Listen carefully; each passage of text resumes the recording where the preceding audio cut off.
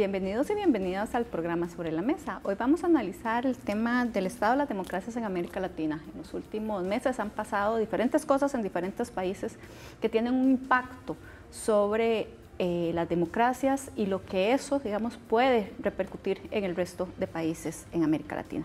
Por eso, entonces, hoy contamos con la presencia de don Guillermo Acuña, investigador del Instituto de Estudios Sociales en Población y IDESPO de la UNA y docente de la Maestría Centroamericana de Sociología de esta Casa de Estudios.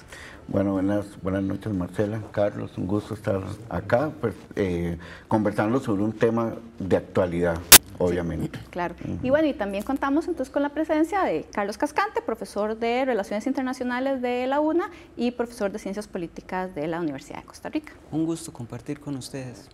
Bueno, y para iniciar vamos a ver la cápsula que tienen preparado para el día de hoy.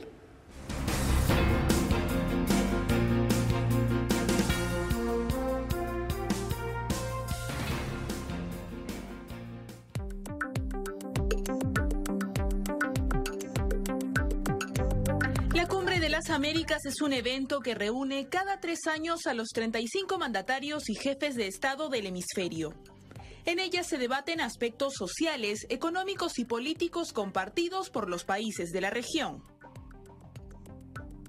La primera Cumbre de las Américas se realizó en Miami en 1994 con el fin de mejorar las condiciones de vida de los pueblos.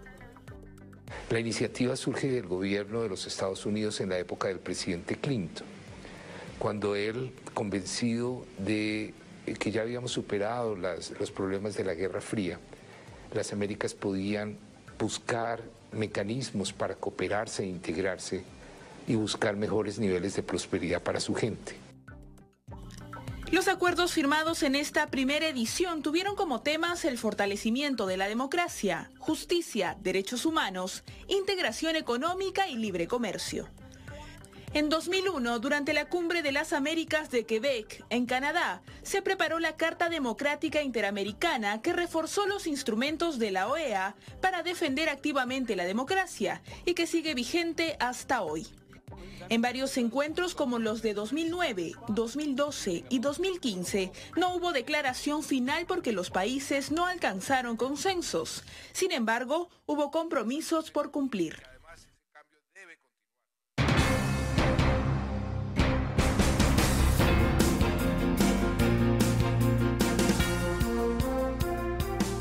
Carlos, tal vez podríamos iniciar, ya que la cápsula explica, ¿verdad?, cómo es que nacen las cumbres, si realmente todavía se justifica seguir haciendo estas cumbres, puesto que ya, digamos, Estados Unidos, que fue uno de los propulsores, no fue a esta, en las últimas no se han logrado efectivamente acuerdos, o sea, ¿sigue, digamos, justificándose el seguir haciendo ese tipo de cumbres?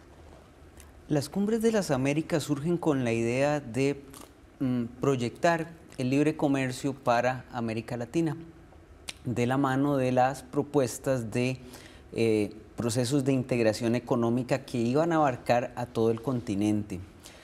Sin embargo, esa idea fracasa muy rápidamente porque durante la primera década del siglo XXI se da una división fundamental dentro de los gobiernos latinoamericanos, creando dos líneas de trabajo, dos líneas ideológicas. La primera, la línea del ALBA, de la Alianza Bolivariana para los Pueblos de Nuestra América, liderada por Venezuela, y que es, digamos, un elemento divisor y de conflicto con el otro eje que estaba más plegado a Washington y a las ideas de libre comercio.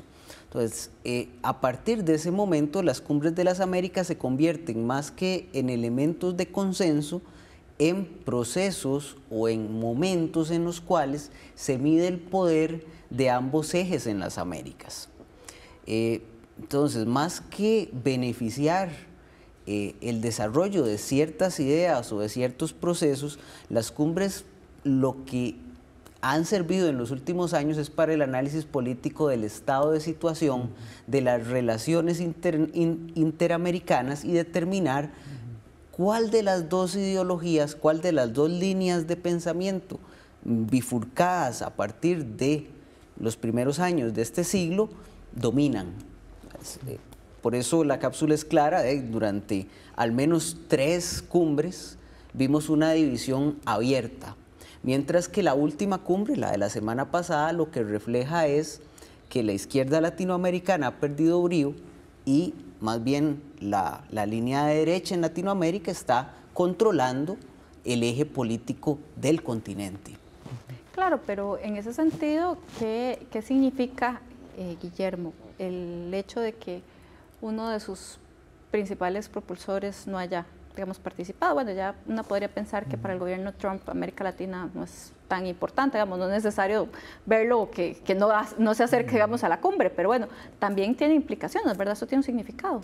Sí, yo partiría de una lectura como en tres momentos, ¿no? La primera, que tiene que ver justamente el contexto en el que surge, ¿verdad? El espacio de la Cumbre de las Américas, que era un contexto en América Latina también marcado por grandes desafíos, ¿no? Teníamos, el levantamiento de los zapatistas en México, el 1 de enero de 1994, y justamente en ese año arranca el Tratado de Libre Comercio de Norteamérica, ¿no? Estados Unidos, México y Canadá. O sea, que habían elementos del contexto, y siempre me gusta vincular el contexto, porque me parece que eso nos permite entender un poco el desarrollo, ¿no? y la evolución, ¿verdad? Que marcan estos espacios de deliberación y de debate y de un supuesto consenso que, como ya hemos visto en las últimas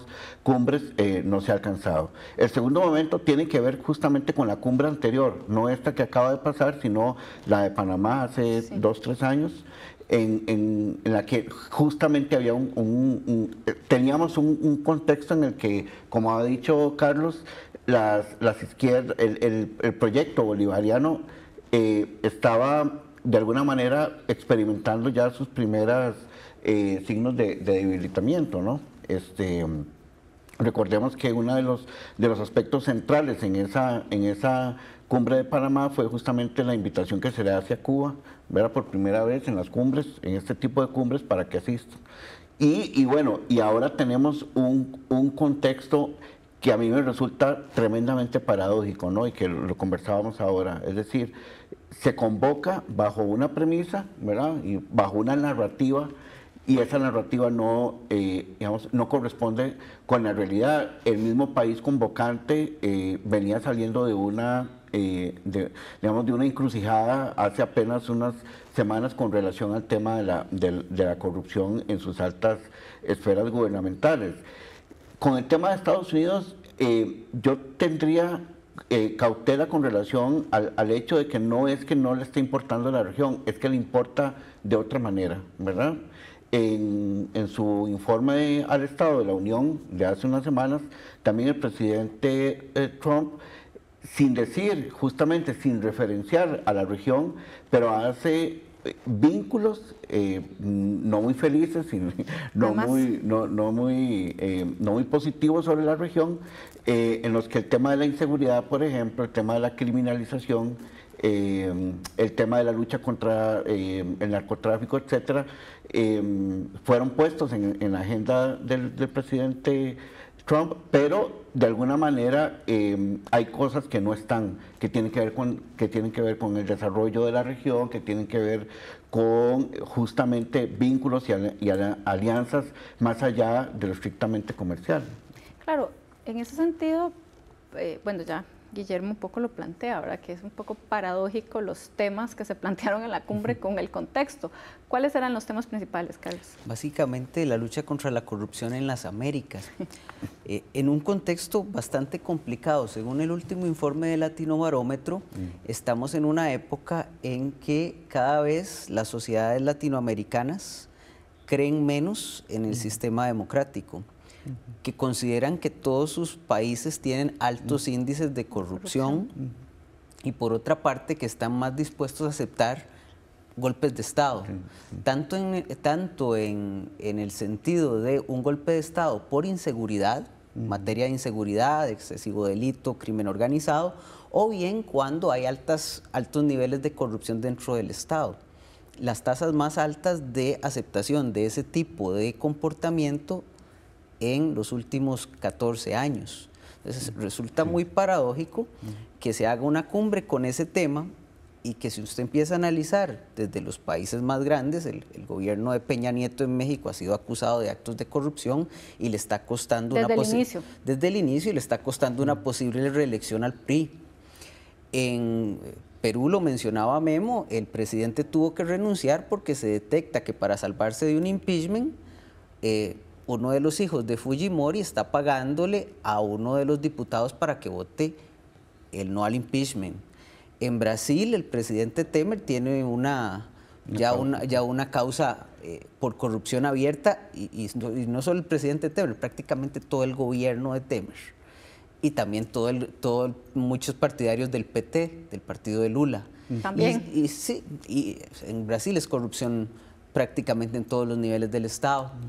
Entonces, si nos ponemos a analizar toda la región, efectivamente es como el espectador se sienta a ver a los políticos latinoamericanos diciendo, bueno, vamos a luchar contra la corrupción.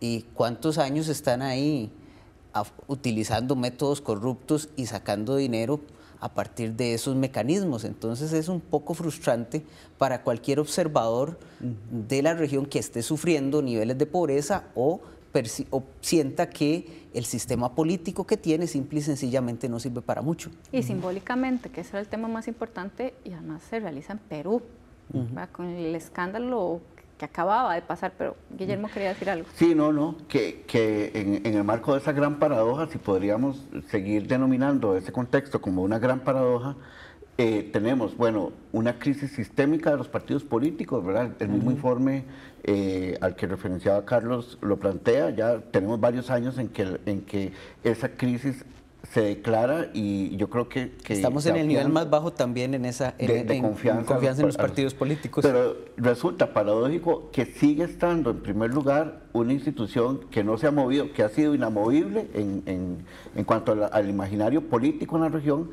que es la Iglesia. La Iglesia sigue estando en primer lugar en los niveles de confianza, ¿no? Entonces, de alguna manera, esto, bueno, nos permite analizar desde otra perspectiva qué es lo que está pasando en una región como la latinoamericana. A mí me gustaría introducir un elemento que creo que nos daría pistas, que tiene que ver no solo con la crisis sistémica de los partidos políticos, con la desconfianza en los gobiernos que van de la mano, ¿verdad? Si hay dos actores que cayeron en cuanto a la confianza que les tiene la población latinoamericana, son justamente partidos políticos y gobierno. Tal vez, Guillermo, quedémonos con esa idea para ir a una pausa y que entonces pueda poder explicarlo realmente. Vamos a una pausa y ya regresamos. Democracias en América Latina.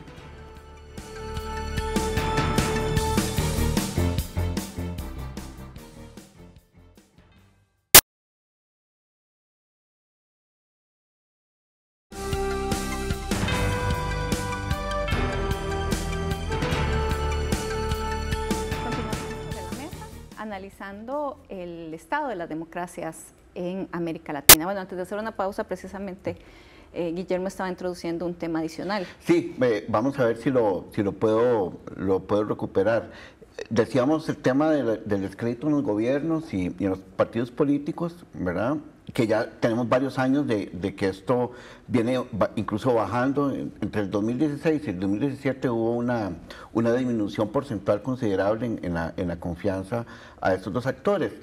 Y tal vez decir que lo que más bien se ha reforzado como mecanismo de traducción de las demandas ciudadanas tiene que ver con la operación de los poderes fácticos o de los poderes no políticos o de los poderes, ¿verdad? Claro. No reales, entre comillas, ¿verdad? Que están operando en la región desde el norte hasta el sur, creo que en todos los países.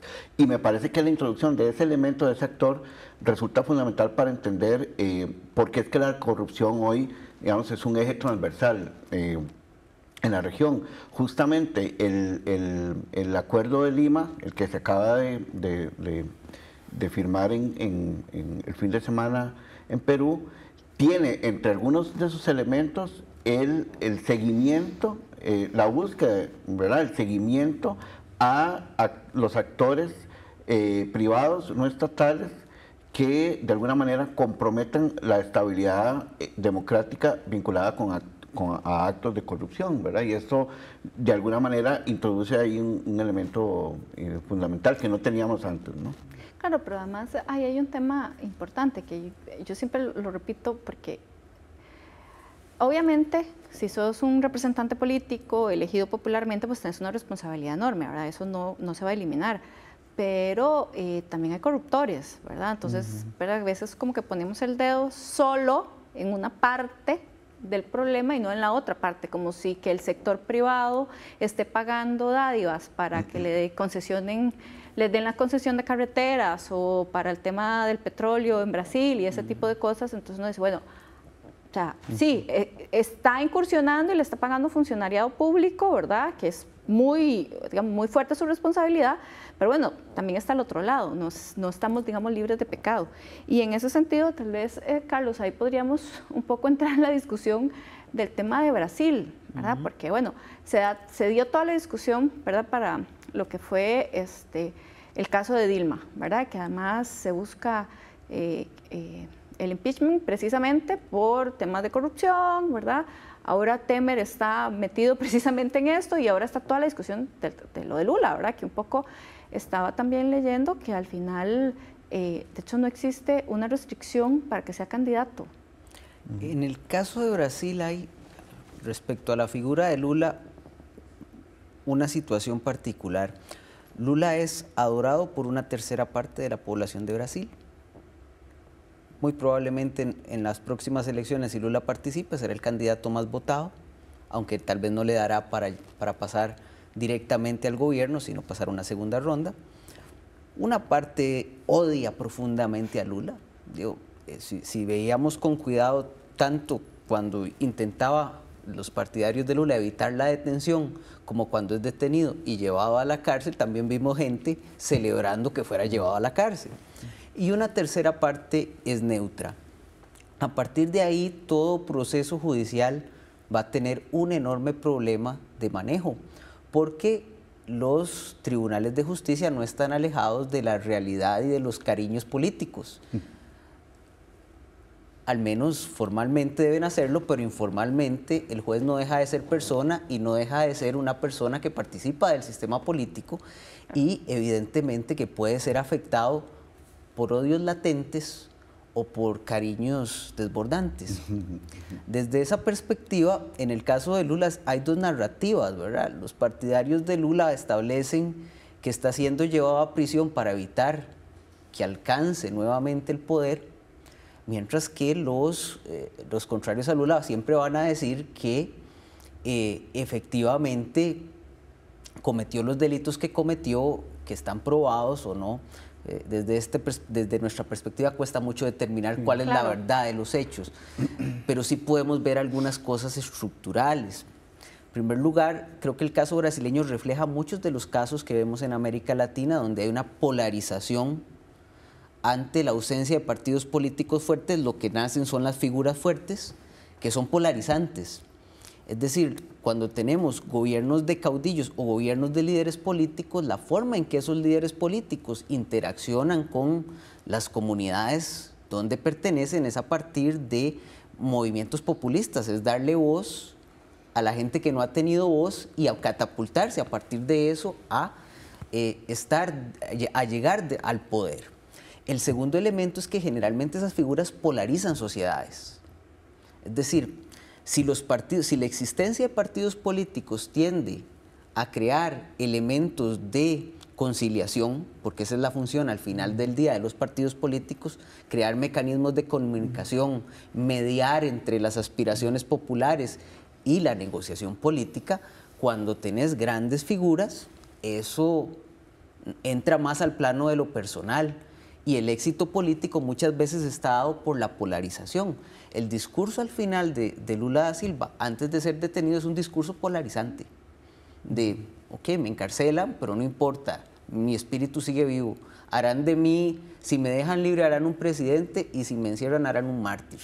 Sí, eso fue muy fuerte. Es un discurso ideológicamente muy cargado y muy fuerte que polariza a la sociedad brasileña.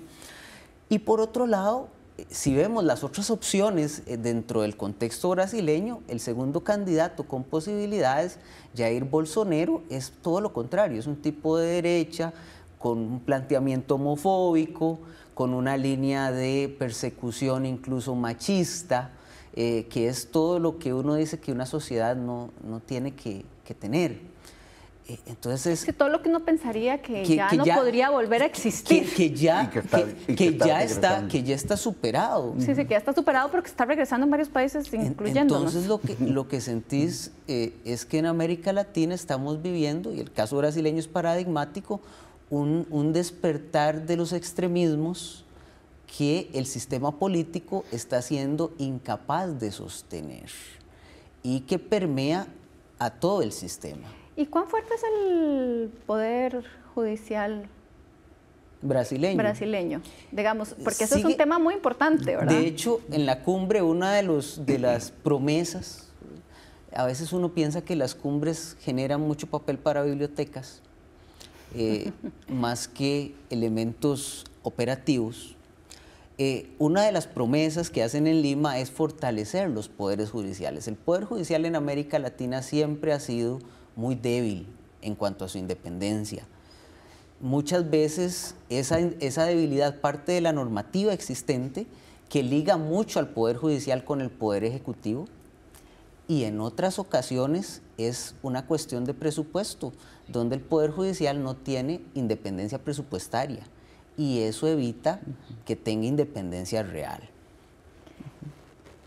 Y para ir viendo, digamos, otro país, Venezuela. En este momento, en realidad, Venezuela es como un gran tema. Ya uno no sabe como ni qué preguntar, efectivamente, en qué momento estamos, ¿verdad? Porque, por un lado, tenés la oposición también muy debilitada, la institucionalidad muy debilitada. Se ven las noticias a nivel internacional que la gente está saliendo de Venezuela, ¿verdad? De cantidades enormes, ¿verdad? O sea, eliminan vuelos internacionales. O sea, Venezuela está en una condición bastante complicada. ¿Cuál es esa condición? Sí, y bueno, y justamente ese era uno de los temas de agenda dura de la cumbre, ¿no? En una visita previa, el vicepresidente Pence había señalado la necesidad de que estuviera el tema de Venezuela en la agenda de la cumbre, ¿no? Porque eso era lo que venía a trabajar Trump con los demás presidentes y en particular con los presidentes del Grupo de Lima, ¿verdad? Que es un grupo que se conforma justamente para buscar un consenso con relación al tema de Venezuela. No en los términos que y en esto quiero señalar también el cambio rápido del contexto, ¿no? Porque en la última cumbre en Panamá, el tema de Venezuela más bien había sido al revés, había sido un requerimiento de varios de los mandatarios presentes en esa cumbre, en esa oportunidad en Panamá, solicitando que se excluyera de la declaración final una oración en la que se hablaba de Venezuela como una amenaza para la región latinoamericana. Eso fue muy interesante en términos de contexto de la cumbre en Panamá. El contexto cambió, ¿verdad? Y era otro. Y en este marco, los requerimientos del gobierno de Estados Unidos, en los planteamientos que se hacían para que se incorporara en la agenda dura de la cumbre el tema de Venezuela, tenía que ver justamente con buscar a través del Grupo de Lima un consenso que de una vez por todas le marcara, digamos, la cancha a Venezuela, ¿verdad? Recordemos que están próximas las elecciones convocadas en este país. Varios de los mandatarios presentes en Lima dijeron: no vamos a reconocer los resultados de los productos de las elecciones.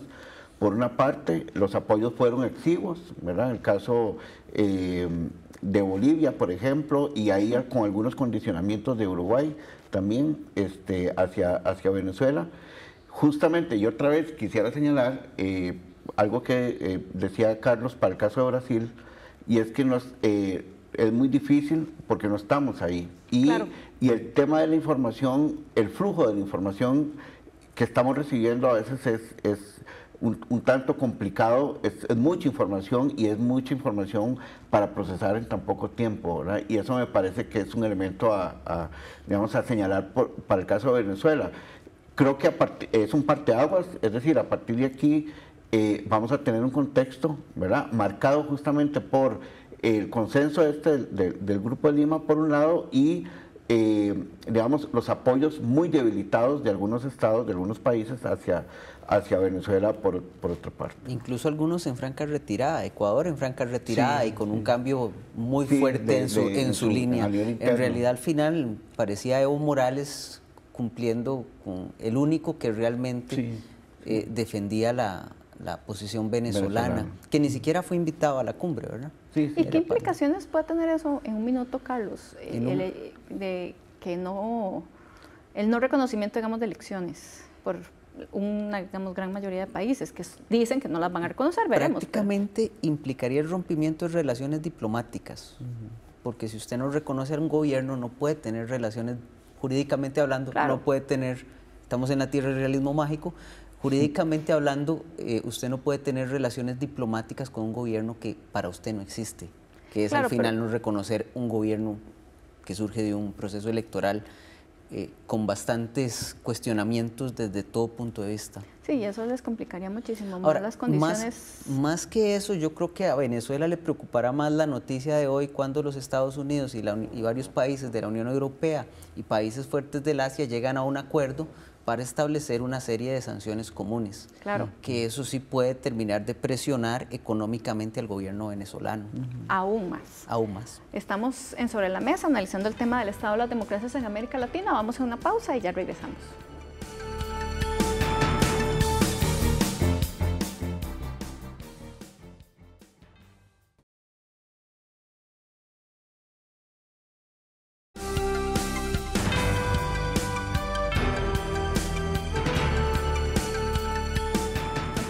Sobre la Mesa, analizando el tema del estado de las democracias en América Latina. Si tienen preguntas o comentarios para nuestros invitados, los pueden hacer llegar por medio de redes sociales. Hemos ido un poco más como por países, más que en general. Tal vez, ya que Carlos en algún momento lo planteó, bueno, México está en un contexto, digamos, bastante complicado, ¿verdad? En el sentido de que están elecciones, con escándalos de corrupción, también con una fuerte presión de Estados Unidos, bueno, y el discurso de Trump con respecto al muro. Bueno, ¿cómo podríamos, digamos, plantear ese tipo de cosas, además de todos los problemas de seguridad y crimen organizado en el que está inmerso? Yo plantearía el caso mexicano como otro buen ejemplo de la pérdida de ideologías políticas dentro de los partidos latinoamericanos, que no solo se está dando en Latinoamérica, se está dando también en Europa. Tenemos una situación electoral en la cual un partido de izquierda, que es Morena, el de López Obrador, que va adelantado en las encuestas, está aliado con un partido de derecha y con un partido que tiene una línea también de izquierda dura, pero con la impresión de que el partido de derecha es un partido con características religiosas neopentecostales. Sí. El que va en segundo lugar, que es el candidato que establece el PAN, está aliado al PRD, que ha sido la izquierda tradicional mexicana fuerte que se separa del PRI y para tener una línea más de izquierda. Y el PRI es el PRI, ¿verdad? El PRI está muy debilitado con este gobierno. Entonces ves una combinación extraña de factores, no solo de ideologías políticas, sino de ideologías religiosas, que complica mucho una elección. Por otra parte, en México hay una expresión que dice: pobre México, tan lejos de Dios y tan cerca de los Estados Unidos. Ahora hay que agregarle: pobre México, tan lejos de Dios, tan cerca de los Estados Unidos, y los Estados Unidos presidido por Donald Trump, donde se están jugando mucho de su economía en la renegociación del Tratado de Libre Comercio, donde se están jugando mucho de su estabilidad con el tema migratorio, que es un tema clave para México, pero que tiene otro componente, que es el componente Asia-Centroamérica de México. México se convierte para los Estados Unidos en un tapón de la migración centroamericana. entonces también tiene una presión desde el sur. O sea, México no solo tiene presiones desde el norte, que son muy evidentes, pero también hay una presión desde el sur. De tal forma que la situación en México es un poco tensa en este momento. López Obrador es adversado por el empresariado mexicano, de hecho él ha hecho movimientos para bajar esa tensión, pero evidentemente es una figura que divide nuevamente, estamos ante figuras que dividen las sociedades latinoamericanas y ante la debilidad de partidos políticos esa sensación es incluso más fuerte. Claro, y es que antes de entrar a Centroamérica, Guillermo, vamos a ver, la debilidad de los partidos políticos, que yo creo que es estructural, no solo en América Latina, yo creo que al final casi que es mundial, está haciendo, por lo menos en América Latina, que se esté radicalizando las posiciones, ¿verdad? Y usted planteaba de que por lo menos la Iglesia Católica sigue teniendo, digamos, una fuerte legitimidad, pero en realidad lo que está surgiendo y lo que está creciendo son precisamente los grupos y los partidos que, digamos, con una lógica neopentecostal, ya lo logré decir, ¿verdad? Y además estamos radicalizando, ¿verdad? No es que tenemos como un punto medio, sino que en realidad eso le complica muchísimo a la ciudadanía poder escoger, ¿verdad? Que fue un poco lo que pasó acá, ¿verdad? Tenés posiciones tan radicales discursivamente que o votas en contra de una lógica o votas en contra de la otra, aunque no estés de acuerdo en general, digamos, con los planteamientos. Sí, yo diría, bueno, hay que seguir la pista a ese proceso de debilitamiento de los partidos políticos en general, no solo en América Latina, sino en el caso de Europa, como lo señalaba Carlos. Recordemos que desde hace algunos lustros para acá, qué sé yo, 10 años, no sé, lo que hemos estado observando es ese proceso de conformación de los partidos políticos como si fueran franquicias, ¿verdad? Que se da tanto a nivel nacional como local. Un paréntesis o una nota al pie. Lo vamos a observar en las elecciones municipales de dentro de 2 años, ¿verdad? Que ya las tuvimos en las últimas elecciones municipales, ese proceso de franquicias de los partidos, es decir, cómo se convirtieron en cascarones, ¿verdad? Alrededor de los cuales gravitaban políticos que se pasaban de un partido a otro, etcétera. Eso lo vamos a tener en las próximas elecciones municipales. Cierro la nota al pie de página. Nada más como un elemento de contexto local.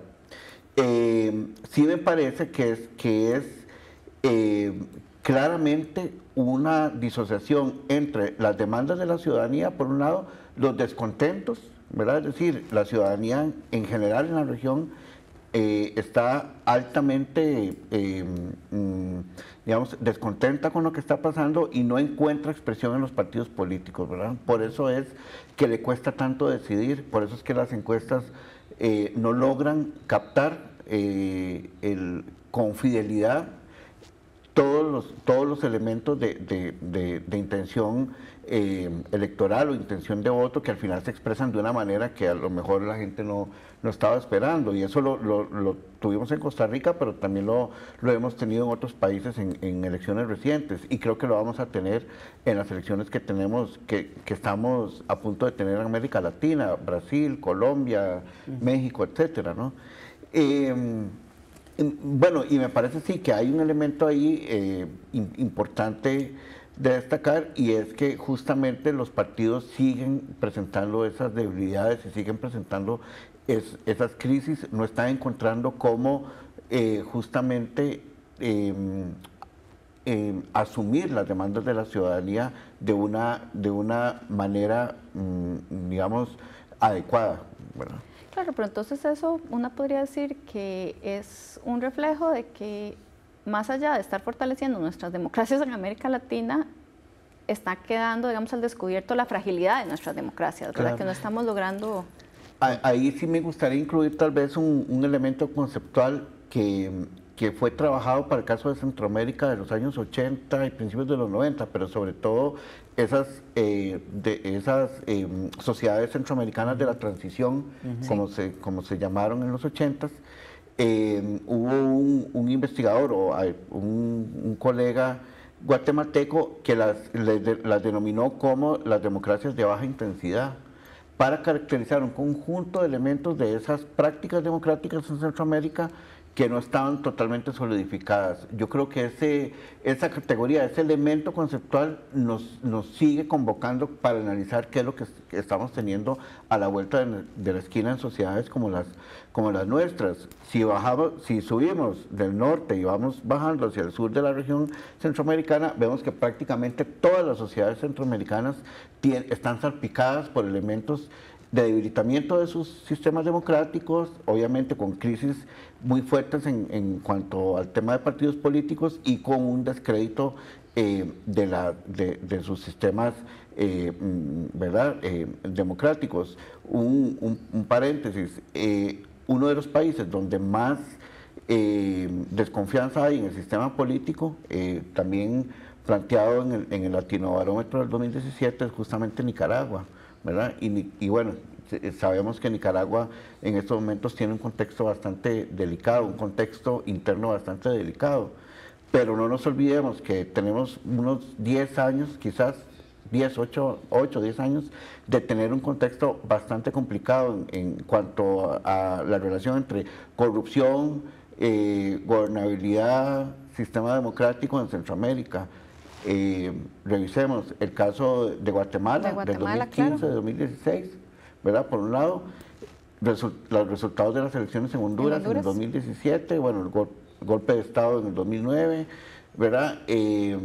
Por ahí también El Salvador con sus problemáticas internas. Entonces sí tenemos también una cercanía con estos temas que no nos son ajenos, ¿no? Bueno, y los escándalos también de corrupción, en Panamá, ¿verdad? O sea, en realidad no estamos tan lejanos. No, y un dato que a mí me sorprendía en la encuesta Latinobarómetro, hacía un ranking de los países donde la gente estaría más dispuesta a aceptar un golpe de Estado en determinadas circunstancias. Y en una de las circunstancias es cuando había un elevado nivel de corrupción. Sí. Y en primer lugar, de las poblaciones o de las sociedades que estaban más dispuestas a tolerar un golpe de Estado para eliminar la corrupción, estábamos nosotros, estaba Costa Rica. Sí, a veces pensamos que no estamos en esos niveles, y sí.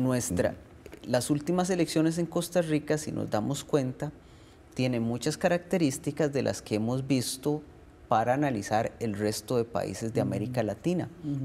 Una estructura de partidos debilitada, al punto de que el partido que gana la elección no es capaz de tener una mayoría parlamentaria. Y por otro lado, el surgimiento de elementos no de ideología política como aglutinadores.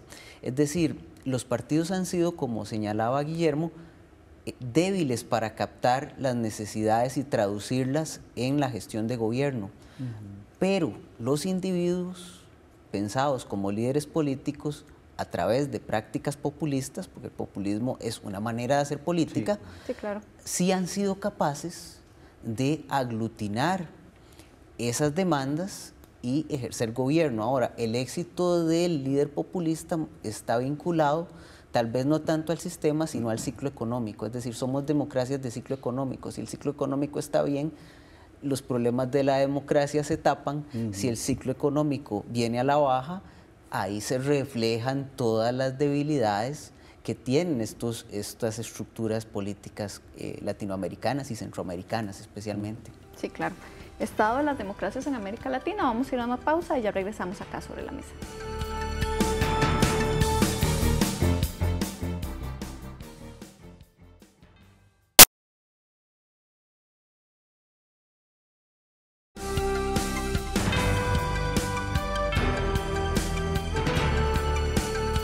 Continuamos en Sobre la Mesa analizando el tema de las democracias en América Latina. En realidad, cuando una se pone a ver, digamos, los espacios para la toma de decisiones entre los países, ¿verdad?, de negociaciones, pues las cumbres para eso se crearon, ¿verdad? Realmente están siendo eficientes, ya que no estamos generando consensos, más allá de, digamos, la medición de poder que un poco planteaba Carlos, Guillermo. Voy a usar una imagen, una metáfora para introducir el tema que has propuesto. Las cumbres son de momentos, ¿verdad? Hay algún periodista ahí que dice que igual que el fútbol, ¿verdad? El fútbol es de momentos, las cumbres son de momentos y algunos momentos quedan fijados en la foto de familia, ¿verdad? Esa famosa foto del final de la cumbre donde se alinean todos y todas y todos, el fotógrafo hace un chiste y todos se ríen y bueno, queda la foto ahí para el recuerdo, muy protocolario. Pero hay fotos que quedan bastante movidas, ¿verdad? Y esa es mi impresión, es que en las últimas cumbres no ha habido manera de que las fotos queden bien, es decir, quedan movidas, quedan con algún reflejo, ¿verdad? Alguien está viendo para otro lado, hay personas que no están poniendo atención, ¿verdad? No los ponen en igualdad de condiciones con relación a sus estaturas, etcétera. Eso nada más como para fabular que existen un momento son las cumbres, que generalmente son espacios bastante limitados en cuanto al tiempo. Recordemos que la cumbre de Lima fueron 2 días, ¿verdad? 13 y 14 de abril. Que lo que pasa entre una cumbre y otra tal vez es lo que habría que darle seguimiento y tal vez la gente no lo sepa, pero entre una cumbre y otra hay mucha gente que trabaja, ¿verdad? Sí. Que no necesariamente son los que salen en las fotografías, ¿verdad? Y que están tratando de ver cómo se articulan los acuerdos. Bueno, en el caso de las cumbres que no se llegan ni a declaraciones ni a consensos, pero se dan seguimientos a los temas, ¿verdad? Y se empieza a pensar en los temas de la próxima cumbre, ¿verdad?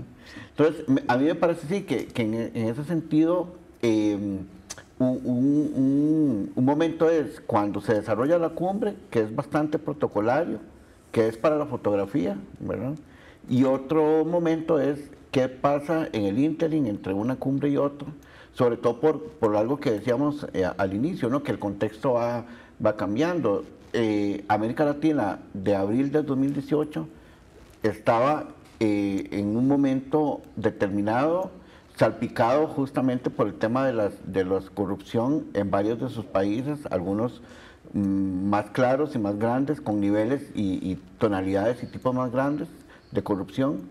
Vamos a ver qué pasa en la próxima cumbre, ¿verdad? Claro. ¿Qué tema es el que va a convocar y en qué contexto vamos a estar? Bueno, vamos a ver una cápsula que teníamos preparado para el cierre del programa y continuamos con la discusión.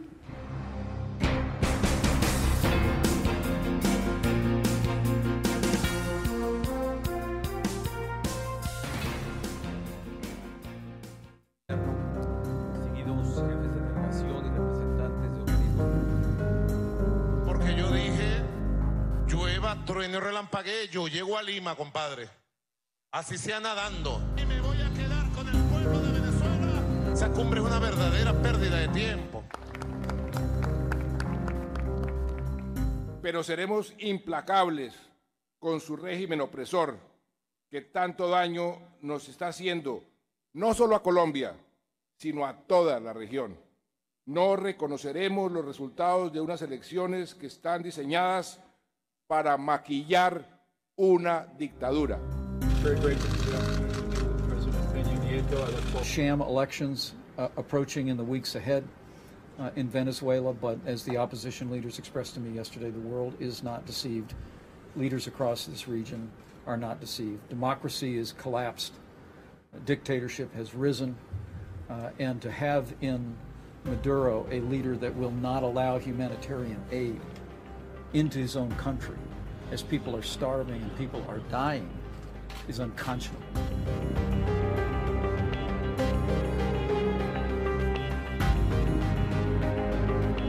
Bolivia condena categóricamente las sanciones unilaterales y las amenazas de invasión realizadas por el gobierno de los Estados Unidos en contra de Venezuela.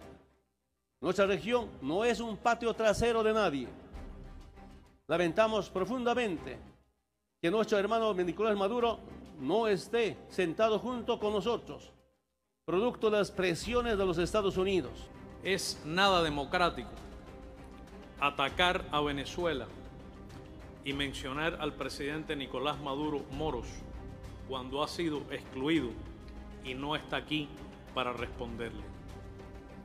Rechazo las referencias insultantes a Cuba y a Venezuela, y la actitud humillante para la América Latina y el Caribe que ha asumido. El vacío moral del gobierno de los Estados Unidos no puede ser, no es una referencia para la América Latina y el Caribe.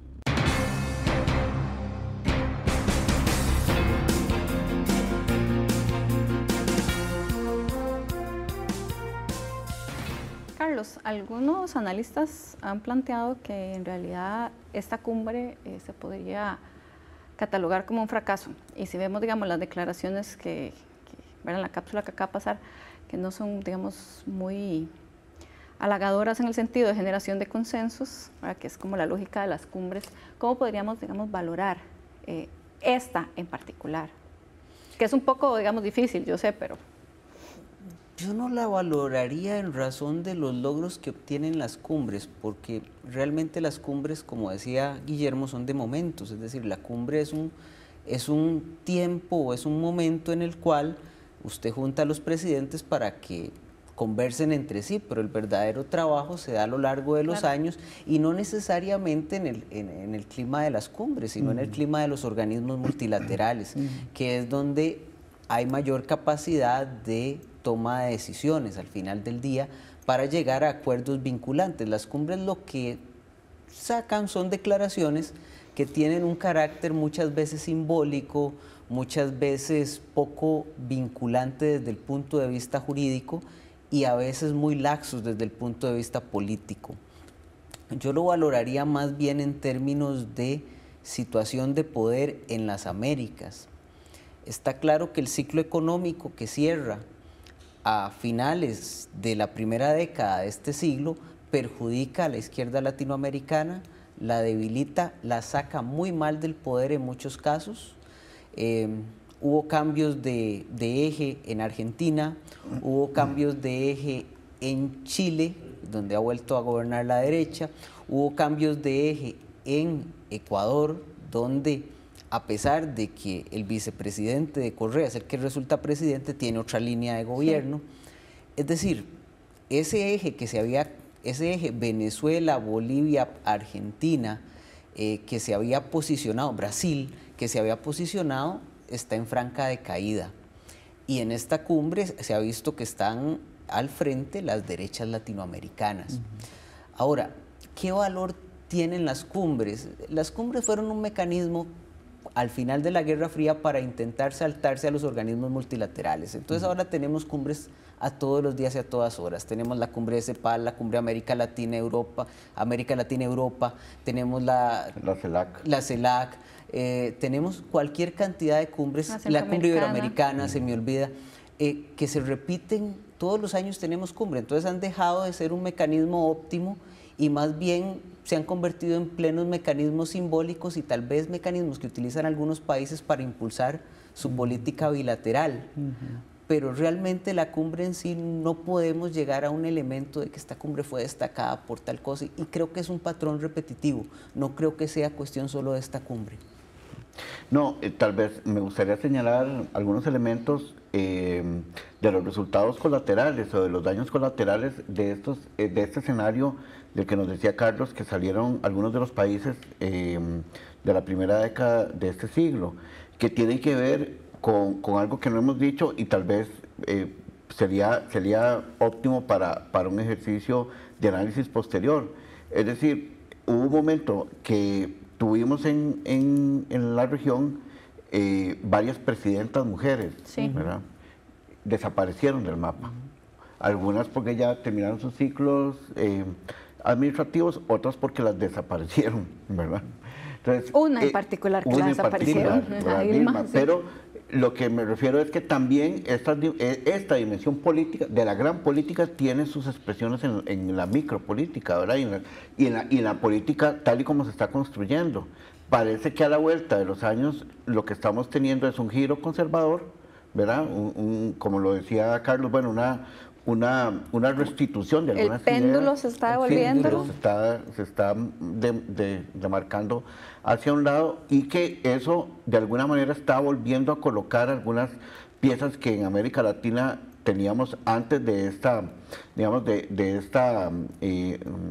¿verdad? de esta escenografía que tuvimos durante los últimos años, donde parecía que íbamos a tener primavera, digamos, en América Latina, por decirlo de alguna forma, ¿no? Eso es un elemento. El segundo elemento que me gustaría señalar es cómo en la Declaración de Lima quedaron por lo menos sugeridas algunas ideas con relación al tema de algunos actores, por ejemplo, las poblaciones afrodescendientes y las poblaciones indígenas, y la lucha de esas poblaciones en contra de los actos de corrupción de los estados y de las empresas privadas. Esto me parece también que, bueno, ya no tenemos tiempo, pero sería muy interesante analizar, darle seguimiento en América Latina como este elemento que tiene que ver con procesos de restauración de los derechos de las minorías y de las cuestiones étnicas podría estar marcando, digamos, caminos para los próximos años en la región, ¿no? Claro, lo que queda claro es que hay varios elementos a los que hay que darle seguimiento en general. Uno es el tema de partidos políticos, ¿verdad? O sea, realmente en prácticamente todos los países hay un descrédito a los partidos políticos, están surgiendo diferentes partidos, mucho ligado a caudillismo, más allá que a estructura partidaria, y que tiene un impacto en las democracias. Otro tema son los escándalos de corrupción, ¿verdad? O sea, cómo en realidad efectivamente los intereses económicos y de grandes empresas están teniendo un impacto directo, ¿verdad? Con dádivas, con pagos a los, digamos, a nuestros actores políticos. Y tal vez otro tema que es importante, el hecho de que hay voces que al menos están quedando, ¿verdad? Planteadas, ¿verdad? De grupos que normalmente han estado excluidos, que es un poco con lo que cerraba Guillermo, el tema de poblaciones afrodescendientes, el tema, digamos, bueno, en algún momento población LGTBI, el tema de poblaciones originarias, y bueno, también un poco lo que se está haciendo, que no es un grupo minoritario, pero también el discurso de a favor de los derechos de las mujeres, ¿verdad? Que son como elementos ahí que tenemos que tener presentes para el análisis de lo que está pasando en nuestros países en Centroamérica. Muchísimas gracias a Guillermo y a Carlos por estar acá en Sobre la Mesa, y les esperamos la próxima semana.